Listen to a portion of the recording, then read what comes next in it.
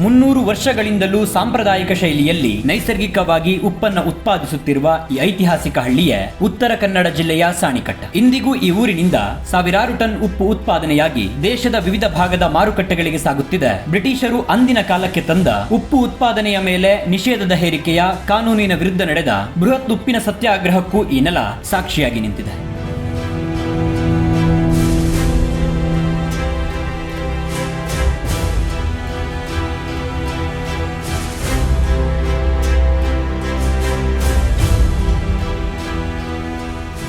ಉಪ್ಪಿನ ಉತ್ಪಾದನೆ ಹೇಗೆ ನಡೆಯುತ್ತೆಂಬ ಪ್ರಶ್ನೆಯನ್ನು ಹೊತ್ತು ಮುಂಜಾನೆಯ ಹೊತ್ತಿಗೆ ಸಾಣಿಕಟ್ಟಾದ ಆ ವಿಸ್ತಾರವಾದ ಉಪ್ಪು ತಯಾರಿಕಾ ಹೊಲಗಳಲ್ಲಿ ಸಾಗುತ್ತಾ ಭೌಗೋಳಿಕ ಪರಿಸರವನ್ನೇ ಬಳಸಿಕೊಂಡು ನಡೆಯುವ ಈ ಉತ್ಪಾದನೆಯ ಬಗ್ಗೆ ತಿಳಿಯುತ್ತಾ ಬಂದೆ ಸೂರ್ಯನ ಶಾಖವನ್ನ, ಗಾಳಿಯನ್ನ, ನೀರನ್ನ, ಭೂಮಿಯನ್ನ ಬಳಸಿಕೊಂಡು ಮಾಡುವ ಈ ಕೃಷಿಯಂತೂ ವಿಭಿನ್ನವಾದ ಸಾಣಿಕಟ್ಟ ಈ ಜಾಗ ಇವತ್ತಿಗೆ ಉಪ್ಪು ತಯಾರಿಕೆಗೆ ತುಂಬಾ ಪ್ರಸಿದ್ಧಿ. ಅಂದ್ರೆ ಇಲ್ಲಿ 100 ಎಕರೆ ಜಾಗದಲ್ಲಿ ಉಪ್ಪನ್ನ ಬೆಳೀತಾರೆ. ನೈಸರ್ಗಿಕವಾಗಿ ಉಪ್ಪನ್ನ ಬೆಳೆಯುವಂತ ಒಂದು ಜಾಗ ಇದು. ಅಂದ್ರೆ ತುಂಬಾ ಕುತೂಹಲ ಇತ್ತು ನನಗೆ, ಉಪ್ಪು ಹಿಂಗೆ ತಯಾರಾಗುತ್ತೆ ಅಥವಾ ಸಮುದ್ರದ ನೀರನ್ನ ಏನೋ ಕೆಮಿಕಲ್ ಹಾಕಿ ಅಥವಾ ಮೆಷಿನರೀಸ್ಗಳನ್ನ ಯಂತ್ರಗಳನ್ನ ಬಳಸಿ ಉಪ್ಪನ್ನು ತಯಾರಿಸ್ತಾರೆ ಅನ್ನೋದು ಯೋಚನೆ ಇತ್ತು. ಆದರೆ ಇದು ಈ ಉಪ್ಪು ತಯಾರಾಗುವಂಥದ್ದು ಸ್ವಾಭಾವಿಕವಾಗಿ ಹಿಂಗಂದ್ರೆ ಭೂಮಿಯನ್ನ ಮತ್ತೆ ಬಿಸಿಲನ್ನ, ವಾತಾವರಣವನ್ನು ಬಳಸ್ಕೊಂಡೇ ಈ ಉಪ್ಪಿನ ತಯಾರಿಕೆ ಆಗೋದು.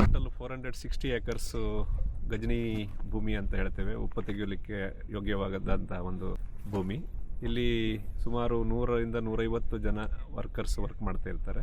ಈ ಗಜನಿ ಭೂಮಿಯನ್ನು ಸಾಮಾನ್ಯವಾಗಿ 3 ಭಾಗಗಳಾಗಿ ಮಾಡಿದ್ದಾರೆ. ಒಂದು ಫಸ್ಟ್ ಇಂದ ರಿಸರ್ವಾಯರ್ ಅಂತ ಹೇಳ್ತೇವೆ, ಇನ್ನೊಂದು ಕಂಡೆನ್ಸರ್ಸ್ ಮತ್ತು ಕ್ರಿಸ್ಟಲೈಸರ್ ಅಂತ. ಈ ರಿಸರ್ವಾಯರ್ನಲ್ಲಿ ಅರಬ್ಬಿ ಸಮುದ್ರದಲ್ಲಿದ್ದಂತಹ ಉಪ್ಪು ನೀರನ್ನು ನಾವು ಅಲ್ಲಿ ಶೇಖರಣೆ ಮಾಡಿಡ್ತೇವೆ. ನಂತರ ಅದನ್ನು ಕಂಡೆನ್ಸರ್ನಲ್ಲಿ ಹರಿಬಿಡ್ತೇವೆ. ಅಲ್ಲಿ ಆ ನೀರನ್ನು ಸಮುದ್ರದ ನೀರು ನಮಗೆ 3 ಡಿಗ್ರಿ ಸುಮಾರು ಸಿಗುತ್ತೆ. 3 ಡಿಗ್ರಿ ಬಾಂಬೆ ಅಂತ ಹೇಳ್ತೇವೆ ಅದಕ್ಕೆ. ಆಮೇಲೆ ಅದನ್ನು ಕಂಡೆನ್ಸರಲ್ಲಿ ಬಿಟ್ಟಾಗ ಅದು ಆವಿಯಾಗಿ ಲಾಸ್ಟ್ ಸ್ಟೇಜ್ನಲ್ಲಿ ಅದು ಸುಮಾರು 20 ಡಿಗ್ರಿ ಬಂದಾಗ ಈ ಕ್ರಿಸ್ಟಲೈಸರಿಗೆ ನಾವು ನೀರನ್ನು ಬಿಟ್ಟು ಉಪ್ಪನ್ನು ಸಂಗ್ರಹ ಮಾಡ್ತೇವೆ. ಈ ಉಪ್ಪು ಸಂಗ್ರಹ ಮಾಡೋ ಪೂರ್ವದಲ್ಲಿ ಮಳೆಗಾಲ ನಂತರ ಅನೇಕ ಪ್ರಿಲಿಮಿನರಿ ವರ್ಕ್ ಇದೆ. ಅದರಲ್ಲಿ ಪ್ರಾರಂಭದಲ್ಲಿ ಮಳೆಯ ಕಾರಣದಿಂದ ಅನೇಕ ಇಲ್ಲಿ ಮಾಸು ಆಗುವುದು, ಹಣ್ಣಿ ಅಂದರೆ ಹುಲ್ಲು ಬೆಳೆಯೋದು, ಮಡ್ಸ್ ಎಲ್ಲ ಬರ್ತದೆ ಮಳೆಗಾಲದಲ್ಲಿ. ಅದೆಲ್ಲ ನಾವು ಇಲ್ಲಿ ಇರುವುದನ್ನೆಲ್ಲ ಕ್ಲೀನ್ ಮಾಡಬೇಕಾಗ್ತದೆ. ಅದಕ್ಕೆ ಸರಿಸುಮಾರು 2 ಮಂತ್ಸ್ ವರ್ಕ್ ಇದೆ. ಅದಕ್ಕಾಗಿ ಹಾಲಕ್ಕಿ ಒಕ್ಕಲು ಹಾಗೂ ಸ್ಕಿಲ್ಡ್ ಲೇಬರ್ಸ್ ಅಂತ, ಆರ್ಟಿಸನ್ಸ್ ಅಂತ ಹೇಳ್ತೇವೆ, ಆಗೇರ್ ಕಾರ್ಮಿಕರು ಅಂತ ಇದ್ದಾರೆ. ಈ ಉಪ್ಪನ್ನು ತೆಗಿಲಿಕ್ಕೆ ಸ್ಪೆಷಲ್ಲಾಗಿ ಅವರಿಗೆ ಯೂಸ್ ಮಾಡ್ತೇವೆ ನಾವು. ಅವರು ಮೊದಲಿಂದ ಅಂದರೆ ಅವರ ತಲೆಮಾರಿಂದ ಬಂದಂಥ ಒಂದು ಕಸುಬು ಹೇಳ್ತೇವೆ ಇಲ್ಲಿ.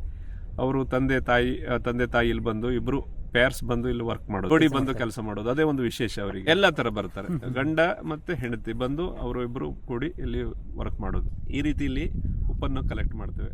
ಪ್ರಾರಂಭದಲ್ಲಿ ಮಳೆಗಾಲದ ಎಲ್ಲ ಸಂಪೂರ್ಣ ಸಿಹಿ ನೀರನ್ನು ಹೊರಗಡೆ ಹಾಕೋದು ಮತ್ತು ಟೋಟಲ್ 460 ಏಕರ್ಸನ್ನು ಡ್ರೈ ಮಾಡ್ತೇವೆ. Complete free from sweet water ಮಾಡಬೇಕು.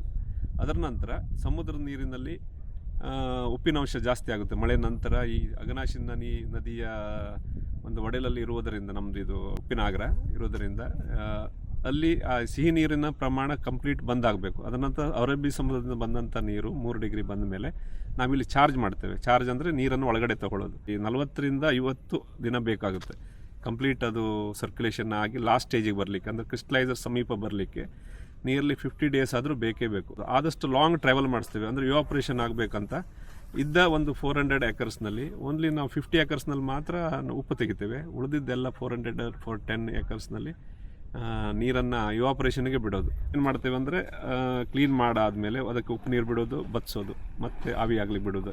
ಇದಕ್ಕೆ ರ್ಯಾಮಿಂಗ್ ಮಾಡೋದು. ರ್ಯಾಮಿಂಗ್ ಅಂದರೆ ನಿಮ್ಮ ದಮಾಸ್ ಹೇಳ್ತೇವೆ, ವುಡನ್ ರ್ಯಾಮಿಂಗ್ಸ್ ಇರುತ್ತೆ, ಅದರಿಂದ ಎಲ್ಲ ದಮಾಸ್ ಮಾಡಿಕೊಂಡು ಅದನ್ನು ಸಮತಟ್ಟಾಗಿ ಮಾಡ್ಕೊಳ್ತೇವೆ ಕ್ರಿಸ್ಟಲೈಸರನ್ನು. ಮತ್ತು ನೀರು ಬಿಡೋದು, ಮತ್ತು ಆವಿ ಮಾಡೋದು, ಮತ್ತು ಉಪ್ಪಿನ ಅಂಶ ಹೀಗೆ ಮಾಡಿ ಬಿಟ್ಟ ನೀರಿಗೆ ಉಪ್ಪಾಗ್ಲಿಕ್ಕೆ ಪ್ರಾರಂಭ ಆಗುತ್ತೆ. ಅದಕ್ಕೆ ಮತ್ತೊಂದು 30 ಡೇಸ್ ಬೇಕಾಗುತ್ತೆ ಅಲ್ಲಿ. ಅಂದರೆ ನೀರು ಬಿಡೋದು, ಆವಿ ಮಾಡೋದು, ನೀರು ಬಿಡೋದು, ಆವಿ ಮಾಡೋದು. ನೀರಿಗೆ ಇಮಿಡಿಯೇಟ್ಲಿ ಉಪ್ಪಾಗುತ್ತೆ. ಇವತ್ತು ಬಿಟ್ಟರೆ ನಾಳೆ ಉಪ್ಪಾಗಲಿಕ್ಕೆ ಶುರು ಆಗುತ್ತೆ ಅಲ್ಲಿ. ಸೆಲಿನಿಟಿ ಏನಂದರೆ ಅದರಲ್ಲಿರುವಂಥ ಉಪ್ಪಿನಾಂಶ ಜಾಸ್ತಿ ಮಾಡ್ಕೊಳ್ಳೋದು. ನೀರು ಬಿಸಿಲನ್ನ ಮತ್ತೆ ಈ ಗದ್ದೆಗಳನ್ನು ಬಳಸ್ಕೊಂಡು ತೆಗೆದು ಬೇರೆ ಮತ್ತೆ ಏನೂ ಇಲ್ಲ. ಆದಷ್ಟು ಬಿಸಿಲೇ ಮೇನು. ಬಿಸಿಲು, ಹ್ಯುಮಿಡಿಟಿ, ನೇಚರ್, ವಿಂಡ್, ಇದು ನಮ್ಮ ಮೇಲೆ ಇದಕ್ಕೆ ಬೇಕಾಗುವಂಥ ಒಂದು ಅಂಶ. ವರ್ಷಕ್ಕೆ ನಮ್ಮ ಟಾರ್ಗೆಟ್ 10ರಿಂದ 15 ಸಾವಿರ ಮೆಟ್ರಿಕ್ ಟನ್. 15,000 metric ton. ಇವಾಗ ಎಲ್ಲ ಮಳೆಯಿಂದ ಪ್ರೊಡಕ್ಷನ್ ಕುಂಠಿತವಾಗಿದೆ. ಲಾಸ್ಟ್ ಇಯರ್ 4,000 to 5,000 ಆಗಿದೆ. ಈ ವರ್ಷ ನಮಗೊಂದು 10,000 ತೆಗೆಯುವಂಥ ಒಂದು ಯೋಜನೆ ಇದೆ. ಮಧ್ಯದಲ್ಲಿ ಮಳೆ ಬರದಿದ್ರೆ ಬರುವಂಥ ಚಾನ್ಸ್ ಇದೆ.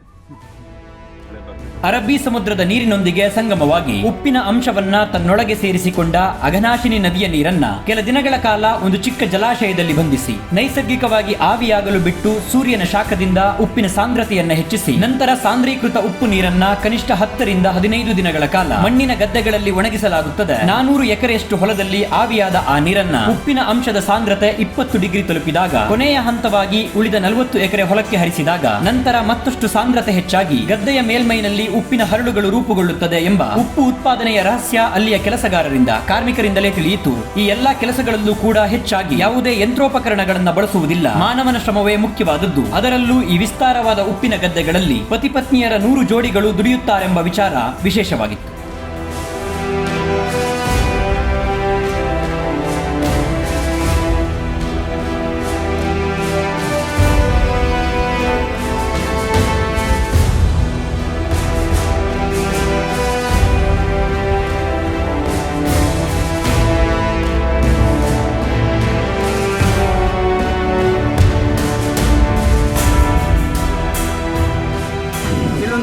ಜನ ಕೆಲಸ ಮಾಡ್ತಾರೆ. ಈ ಉಪ್ಪನ್ನ ಸಂಗ್ರಹಿಸೋದ್ರಲ್ಲಿರ್ಬೋದು, ಅದು ಈ ಉಪ್ಪನ್ನ ತಗೊಂಡೋಗಿ ಅಲ್ಲಿ ಲಾರಿಗಳಿಗೆ ಲೋಡ್ ಆಗ್ತದೆ.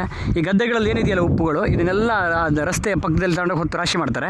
ಆ ಉಪ್ಪನ್ನು ಮತ್ತು ಲಾರಿಗಳು ಅದನ್ನ JCBಗಳ ಮೂಲಕ ಲೋಡ್ ಮಾಡಿ ಟನ್ಗಟ್ಟಲೆ ಉಪ್ಪು ಇಲ್ಲಿ ಉತ್ಪಾದನೆ ಆಗುತ್ತೆ. ಅದು ನೈಸರ್ಗಿಕವಾಗಿ ಬೇರೆ ಯಾವುದೇ ಯಂತ್ರಗಳನ್ನು ಬೇರೆ ಏನು ಬಳಸಿದಾಗೆ ಸಂಪೂರ್ಣವಾಗಿ ಇದೊಂದೇ ಕೆಲಸ ಅನ್ಸುತ್ತೆ. ನಾನು ನೋಡಿದ ಬಹುತೇಕ ಕೆಲಸಗಳಲ್ಲಿ ಎಲ್ಲವೂ ಯಾಂತ್ರೀಕೃತ ಆಗಿಬಿಟ್ಟಿದೆ. ಅಂದರೆ ಎಲ್ಲ ಕೆಲಸಗಳಿಗೆ ಯಂತ್ರಗಳನ್ನು ಬಳಸ್ತಾರೆ. ಆದರೆ ಇದೇ ಕಡಿಮೆ ಯಂತ್ರಗಳನ್ನು ಬಳಸುವಂಥ ಜಾಗ. ಯಾಕಂದರೆ ಇಲ್ಲೆಲ್ಲವೂ ಮಾನವನಿಂದನೇ ಆಗಬೇಕಾಗಿರೋದು. ಆ ಉಪ್ಪನ್ನು ರಾಶಿ ಮಾಡೋದಾಗಿರ್ಬೋದು, ಆ ನೀರನ್ನು ಹಂತ ಹಂತವಾಗಿ ಬೇರೆ ಬೇರೆ ಜಾಗಕ್ಕೆ ಬಿಡೋದಾಗಿರ್ಬೋದು, ಮತ್ತು ಆ ಉಪ್ಪನ್ನು ಹೊತ್ತು ಮತ್ತೆ ಬದಿ ಹಾಕಿ ಲೋಡ್ ಮಾಡೋ ಕೆಲಸ ಮಾತ್ರ JCB ಮತ್ತು ಲಾರಿಗಳಿಂದ ನಡೆಯುತ್ತೆ. ಬೇರೆಲ್ಲ ಕೆಲಸಗಳು ಕೂಡ ಈ ಜನರಿಂದ ನೀರಿನ ಮೇಲ್ಗಡೆ ಒಂದು ಭಾಗದಲ್ಲಿ, ಅಂದರೆ ಮೇಲ್ಗಡೆ ಮಟ್ಟದಲ್ಲಿ ಏನಿರುತ್ತೆ, ಅಡಿಗಡೆ ಮಣ್ಣಿರುತ್ತೆ, ಮೇಲ್ಗಡೆ ಮಟ್ಟದಲ್ಲಿ ತೆಳುವಾಗಿ ಒಂದು ಹರಳಾಗಿ ನಿಂತಿರುತ್ತೆ ಉಪ್ಪು. ಅದು ಗಡಿಸಾಗ್ತಾ ಆಗ್ತಾ ಆಗ್ತಾ ಹರಳಾಗ್ತಾ ಬಂದಿರುತ್ತೆ. ಅದನ್ನು ಈ ರೀತಿ ಆ ಥರ ಸಲಕರಣೆಗಳನ್ನ ಬಳಸಿ ಮೇಲೆ ನಿಧಾನ ಎಳೆದು ಅಲ್ಲಲ್ಲಿ ರಾಶಿ ಮಾಡ್ತಾರೆ. ಅದನ್ನು ತೊಳಿತಾ ಅದನ್ನ ಎಳಿತಾರೆ. ಅಂದರೆ ಮಣ್ಣು ಅಡಿಗಡೆ ಮಣ್ಣು ಇರುತ್ತಲ್ಲ, ಮಿಕ್ಸ್ ಆಗಿರುತ್ತಲ್ಲ, ನಿಧಾನ ವಾಶ್ ಮಾಡ್ತಾ ಅದನ್ನು ತೊಳಿತಾ ನಿಧಾನ ಎಳೆದು ಈ ಥರ ರಾಶಿ ಮಾಡ್ತಾರೆ. ಸಿಂಪಲ್ ಇದೆ. ಆದರೆ ಇದ್ರದ್ದು ಕೆಲಸ ಏನು, ಉಪ್ಪಿನ ಕೆಲಸ ಏನಿದೆಯಲ್ಲ ತುಂಬ ಸಿಂಪಲ್ ಆಗಿದೆ. ಆದರೆ ತುಂಬ ಶ್ರಮ ವಹಿಸ್ಬೇಕು. ಆಮೇಲೆ ಇಲ್ಲಿ ಏನು ಈ ಬಿಸಿಲಲ್ಲಿ ಕೆಲಸ ಮಾಡಿದಾರಲ್ಲ, ಇದು ಸಾಮಾನ್ಯ ಮಾತಲ್ಲ. ಈಗ ಹೋಗ್ತಾ 10-11 ಗಂಟೆ ಕಳೆದ ಮೇಲೆ ಈ ಸಂಪೂರ್ಣ ಬಯಲು, ವಿಸ್ತಾರವಾದ ಬಯಲು, ಈ ಏನು ಅಷ್ಟು ಬಿಸಿಲು ಅಷ್ಟಿಷ್ಟು ಹೊಡೆಯಲ್ಲ. ಆಮೇಲೆ ಉಪ್ಪಿನ ಶಾಖ ಕೂಡ ಇರುತ್ತೆ. ಉಪ್ಪಿನ ಶಾಖ ಅಲ್ಲ, ಅಂದರೆ ಉಪ್ಪು ಮೈಗೆಲ್ಲ ತಗರು ಉರಿ ಕೂಡ ಇರುತ್ತೆ. ಅದ್ರ ಮಧ್ಯೆ ಕೆಲಸ ಮಾಡೋದು ಕೂಡ ಸವಾಲಿನ ಕೆಲಸ. ಈ ಥರದ 20 ಗತಿ ಒಬ್ಬರಿಗೆ ಈಗ ಈ ಒಂದು ದೀತಲ್ಲಿ ಅದ 20 ಅಂದರೆ ಒಂದು ಜೋಡಿಗೆ ಎಲ್ಲ ಜೋಡಿನ ಕೆಲಸ ಜೋಡಿ ಹಾಂ, ಗಂಡ ಹೆಂಡತಿಗೆ ಇಬ್ಬರು. ಅದಾಗ 20 ಕೊಟ್ಟರೆ ನಾವು 20 ಬೆಳಿಗ್ಗೆ 8 ಗಂಟೆಲಿಂದ ತೆಗೆದು ಹೋಗ್ಬೇಕದು. ಅಂದರೆ ಬಿಸಿಲು ಬರುವವರೆಗೂ ನಾವು ಸಾಕ ಹೆಚ್ಚಾತಿ. ಈ ಬಿಸಿಲು ಸಾಕದಲ್ಲಿ ಭಾಳ ತ್ರಾಸ ಆತಿ. ನಾವು 7 ಗಂಟೆಲಿಂದ ಶುರು ಮಾಡ್ತೀವಿ. 11 ಗಂಟೆ ಆಗಿ 11 ಗಂಟೆವರೆಗೆ ನಡೀತಾನೆ ಇರ್ಬೇಕು. ಅದಾದ್ಮೇಲೆ ಅದನ್ನ ಲೋಡ್ ಮಾಡೋದು ವಾಶ್ ಮಾಡೋಕ್ಕಾಗೋದಿಲ್ಲ. ಅದು ನಾವು ದಿನಕ್ಕೆ ಅಂದರೆ ಇದೇ 400 ರೂಪಾಯಿ ಒಬ್ರಿಗೆ, ಗಂಡ ಹೆಂಡತಿಗೆ 400. ಅಂದ್ರೆ 7 ಗಂಟೆ 11 ಗಂಟೆ ಕೆಲಸ. ಹೌದು, 11 ಗಂಟೆ ತಾನೆ. ಅಲ್ಲಿ ಇದ್ರ ತಯಾರು ಮಾಡುವತ್ತೀಗ ಬೆಳಿಗ್ಗೆ ಬಂದು ನಾವು ಸಂಜೆ ಓದ್ತದು. ಆವಾಗ ಇಲ್ಲೇ ಇರ್ತದೆ. ಇದು ತಯಾರು ಮಾಡ್ಬೇಕು. ನೀರನ್ನೆಲ್ಲ ಬಿಡ್ತಾ ಇರ್ತೀವಿ. ನೀರು ಬಿಟ್ಟು ಇದೆಲ್ಲ ಲೇಬರ್ ಮಾಡಿದ್ದೆ ಹಿಂಗೆಲ್ಲ ಮಾಡೋಕೆ ಭಾಳ ತ್ರಾಸ ಐತಿ. ಅದು ಹಿಂಗೆ ಸಾರಣ ಅಂತಾರೆ ಕೂಡ ಹೌದ್ರಿ, ಹಾಳಿ ಕಟ್ಟೋದು ಮತ್ತು ಇವೆಲ್ಲ ಲೇವಲ್ಲಿದೆ ಹಿಂಗೆ ನೈಸ್ ಮಾಡ್ಕೊಳ್ಬೇಕತಿ. ಎಲ್ಲರೂ ಉಪ್ಪು ಆಗೋದಿಲ್ಲ. ಅದು ಏರ್ಲ ಬೆಂದು ಅದಕ್ಕೆ ಹಿಂಗೆ ದಮಾಸ್ ಹೊಡಿತಾರೆ. ದಮಾಸ್ ಕೊಟ್ಟು ಆವಾಗ ದಮಾಸ್ ಕೊಟ್ಟಬೇಕು. ಅರ್ಲ ಒಳಗೆ ಆಗೇನು ಉಪ್ಪೇನು ಬಂದಿರುವುದಿಲ್ಲ. ಇದು ನೀರು ಡಿಗ್ರಿ ಆದ್ಮೇಲೆ ಉಪ್ಪು ಬರ್ತೀವಿ. ನಿಮ್ಮ ತಂದೆಯವರಲ್ಲಿ ಮಾಡ್ತಿದ್ರೆ ಹಾಗೆ? ತಂದೆಯವರಿದ್ದಾಗ ಮಾಡ್ತೀವಿ. ಅವ್ರದ್ದೇ ನೀವು? ಮೊದಲಿಡೀ ಕೆಲಸ ಮಾಡ್ತಿದ್ದೆ. ಮತ್ತು ನಮ್ಗೆ ಬೇರೆ ಕೆಲಸ ಹೆಚ್ಚಂದ್ರೆ ಬರುವುದಿಲ್ಲ. ಮುಂಜಾನೆಯಿಂದ ನಡು ಮಧ್ಯಾಹ್ನದವರೆಗೂ ಉಪ್ಪಿನ ಉರಿಯನ್ನ, ಸುಡು ಬಿಸಿಲಿನ ಬೇಗೆಯನ್ನರಿಯದೆ ಆ ಜನಗಳು ಉಪ್ಪಿನ ಹೊಲಗಳಲ್ಲಿ ದುಡಿಯುತ್ತಿದ್ದರು. ತಮಗೆ ವಹಿಸಿದ ಕೆಲಸಗಳನ್ನ ಸಾಧ್ಯವಾದಷ್ಟು ಬೇಗ ಮುಗಿಸಿ ಮರಳಲು ನಿರಂತರವಾಗಿ ಶ್ರಮಿಸುತ್ತಿದ್ದರು. 100 ವರ್ಷಗಳಿಂದ ಈ ಜನಗಳು ವಂಶ ಪಾರಂಪರಿಕವಾಗಿ ಈ ಕಾಯಕದಲ್ಲಿ ತೊಡಗಿಕೊಂಡು ಬರುತ್ತಿದ್ದಾರೆ. ಕೆಲ ಗಂಟೆಗಳು ನನಗೆ ಆ ಜಾಗದಲ್ಲಿ ಕಳೆಯುವುದು ಕಷ್ಟವಾಗಿತ್ತು. ಯೋಚನೆ ಹುಟ್ಟತ್ತೆ ಇವರ ಬದುಕನ್ನ ನೆನೆಸಿಕೊಂಡರೆ.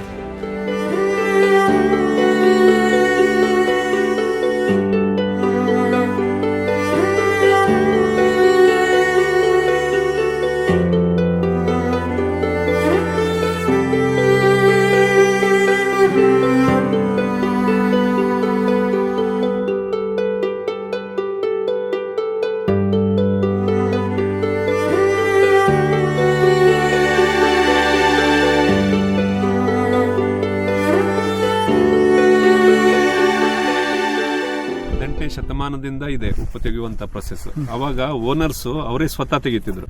ಈಗ ನನ್ನ ಒಂದು ಲ್ಯಾಂಡ್ ಇದ್ದರೆ ನಾನೇ ಉಪ್ಪು ತೆಗೆಯೋದು, ನಾನೇ ಸೇಲ್ ಮಾಡೋದು. ಸೇಲ್ ಮಾಡಲಿಕ್ಕೆ ಮಾತ್ರ ಇಲ್ಲಿ ಒಂದು ಸೊಸೈಟಿ ಅಂತ ಇತ್ತು, ಸೇಲ್ಸ್ ಸೊಸೈಟಿ ಹೇಳಿತ್ತು. ಅವ್ರು ಏನು ಮಾಡ್ತಿದ್ರು, ಎಲ್ಲರೂ ಬೆಳೆಸಿದ ಉಪ್ಪನ್ನು ಅಲ್ಲಿ ಒಳಗಡೆ ಒಂದು ಕಾಂಪೌಂಡ್ ಇದೆ, ಅಲ್ಲಿ ಹೋಗಿ ಒಂದು ಸ್ಟೋರ್ ಮಾಡಿ ಇಟ್ಕೊಳ್ಳೋದು, ಅವರೇ ಕ್ಲೋಸ್ ಇದು ಮಾಡೋದು. ಅದಕ್ಕೆ ಬೇಕು ಆವಾಗ ಹುಲ್ಲಿಂದ ಕ್ಲೋಸ್ ಮಾಡೋದು. ಇವಾಗ ತಾಡ್ಪತ್ರೆ ಪ್ಲಾಸ್ಟಿಕ್ಸ್ ಎಲ್ಲ ಬಂದಿದೆ, ಅದಿಲ್ಲ. ಆವಾಗ ಹುಲ್ಲಲ್ಲಿ ಹಾಕಿ ಮುಚ್ಚಿಡೋದು. ಅದಲ್ಲಿ ಸ್ವಲ್ಪ ಮುಂದೆ ವರ್ಷಾಂತರ ವರ್ಷಗಳು ಇದಾದಂಗೆ ಗತಿಸಿದಂಗೆ ಕಾಂಪಿಟೇಷನ್ ಸ್ಟಾರ್ಟ್ ಆಯಿತು. ದೊಡ್ಡ ಓನರ್ಸ್ ಇದ್ದರು, ಒಂದು 5 ಎಕರೆ ಇದ್ದ ಓನರ್ ಇದ್ದಾನೆ, ಮತ್ತೊಬ್ಬನು ಚಿಕ್ಕ ಹಿಡುವಳಿ ಇದ್ದವನು ಇರ್ತಾನೆ. ಅವಾಗ ದೊಡ್ಡ ಹಿಡುವಳಿ ಇದ್ದವನು ಏನು ಮಾಡ್ತಾನಂದರೆ ಅವನು ಪ್ರೆಷರ್ ಮಾಡಿ ಸೊಸೈಟಿಗೆ ನಂದು ಸೇಲ್ ಮಾಡಿಕೊಡೋಣ, ಅವ್ರದ್ದು ಸೇಲ್ ಮಾಡಿಬಿಡ್ತಾರೆ. ಚಿಕ್ಕವ್ರು ಹಾಗೆ ಉಳಿದು ಬಿಡ್ತಾರೆ, ಅವ್ರದ್ದು ಸೇಲ್ ಆಗೋದಿಲ್ಲ. ಅದು ರೇಟ್ ಡೌನ್ ಆದಾಗ ಅವ್ರು ಸೇಲ್ ಮಾಡೋದು.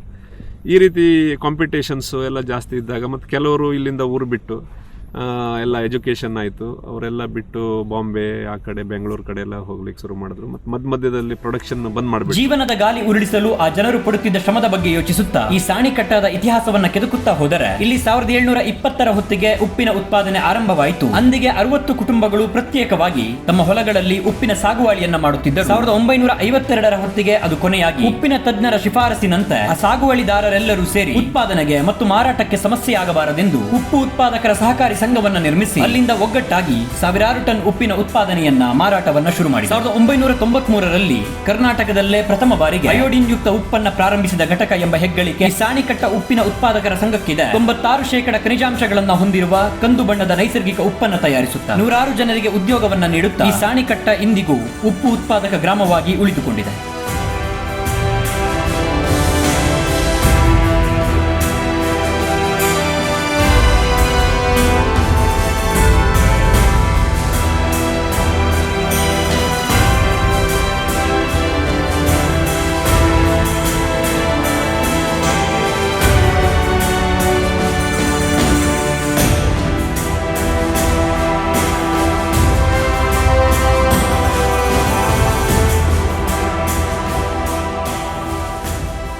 ಇದೊಂದು ಸೊಸೈಟಿ ಸಹಕಾರ ಸಂಘ ಥರ ಬೆಳ್ಕೊಂಡಿದೆ. ಹೆಂಗಂದರೆ ಇಲ್ಲಿ ಮೊದಲೆಲ್ಲ ರೈತರು ಅವರವರೇ ಮಾಡ್ಕೋತಿದ್ರು, ಅವರವರೇ ಸೊಸೈಟಿಗೆ ಮಾರೋದು, ಈ ರೀತಿ ಕೆಲಸಗಳು ಮಾಡ್ತಿದ್ರು.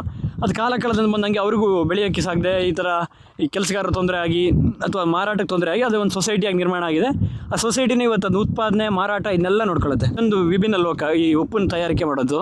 ಸುಮಾರು ಒಂದು 200-250 ಜನ ಇಲ್ಲಿ ಕೆಲಸ ಮಾಡ್ತಾರೆ. ಇದು ಒಂಥರ ಕೃಷಿನೇ. ಇದು ಉಪ್ಪು ಕೂಡ ಒಂದು ಬೆಳೆ ಥರನೇ ಮಾಡ್ತಾರೆ. ಇದು ಒಂದು ಕೃಷಿನೇ ಅಂತ ಹೇಳ್ಬೋದು. ಇದು ಅನಾದಿ ತುಂಬಾ ಇತಿಹಾಸ ಇದೆ ಉಪ್ಪಿಗೆ. ಸುಮಾರು 100 ವರ್ಷಗಳಿಂದನೂ ಉಪ್ಪಿನ ಉತ್ಪಾದನೆ. ಭಾರತೀಯರು ಉಪ್ಪನ್ನ ಉತ್ಪಾದಿಸಬಾರದು, ಉತ್ಪಾದಿಸಿದರೆ ತೆರಿಗೆಯನ್ನ ನೀಡಬೇಕೆಂಬ ಬ್ರಿಟಿಷರು ಉಪ್ಪು ಉತ್ಪಾದನೆಯ ವಿರುದ್ಧ ತಂದ ಕಾನೂನನ್ನ ಅವರ ಏಕಸ್ವಾಮ್ಯತೆಯನ್ನ ಮುರಿಯಲು ಗಾಂಧೀಜಿಯವರು ನಡೆಸಿದ ದಂಡಿ ಸತ್ಯಾಗ್ರಹದಿಂದ ಪ್ರೇರಿತರಾಗಿ ಅಂಕೋಲದಲ್ಲಿ ಕೂಡ ಸತ್ಯಾಗ್ರಹವನ್ನ ನಡೆಸಿ ನಿಂತಿದ್ದ ಉಪ್ಪಿನ ಉತ್ಪಾದನೆಯನ್ನ ಆರಂಭಿಸಿದ್ದರೆಂಬುದು ಇತಿಹಾಸದ ಪುಟಗಳಲ್ಲಿ ಕಾಣಬಹುದು. ಈ ಎಲ್ಲಾ ವಿಚಾರಗಳನ್ನ ತಿಳಿಯುತ್ತಾ ಆ ವಿಸ್ತಾರವಾದ ಉಪ್ಪಿನ ಹೊಲಗಳಲ್ಲಿ ಹೆಜ್ಜೆ ಹಾಕಿದವನಿಗೆ ಅಲ್ಲಿ ದುಡಿಯುತ್ತಿದ್ದವರ ದಣಿವರಿಯದ ಶ್ರಮವೇ ಪ್ರತಿಕ್ಷಣವೂ ಕಾಡಿ. ಶತಮಾನಗಳಿಂದಲೂ ಈ ಕಾಯಕ ತಮ್ಮ ಜೀವನವನ್ನ ಸವಿಸುತ್ತಿರುವ ಆ ಜನರ ಬಗ್ಗೆ ಯೋಚಿಸಿದರೆ ಉಪ್ಪಿಗಿಂತ ರುಚಿ ಇಲ್ಲ ಎಂಬ ಗಾದೆಯ ಜೊತೆಗೆ ಯಂತ್ರಗಳ ಹಸ್ತಕ್ಷೇಪ ತೀರಾ ಕಡಿಮೆ ಇರೋ ಉಪ್ಪು ಉತ್ಪಾದನೆ ಈ ಶ್ರಮಿಕರಿಲ್ಲದೆ ಇಲ್ಲ ಎಂಬುದು ಅರಿವಾಗುತ್ತದೆ. ಪ್ರತಿ ಜಾಗಗಳು ಏನೋ ಒಂದು ಪಾಠವನ್ನ ಕಲಿಸುತ್ತವೆ, ವಿಭಿನ್ನ ಜನಜೀವನವನ್ನ ಪರಿಚಯಿಸುತ್ತವೆ. ಸಂಚಾರದ ಸಫಲತೆಯೇ ಅದೆಂದುಕೊಂಡು ಅಲ್ಲಿಂದ ಮರಳಿದೆ.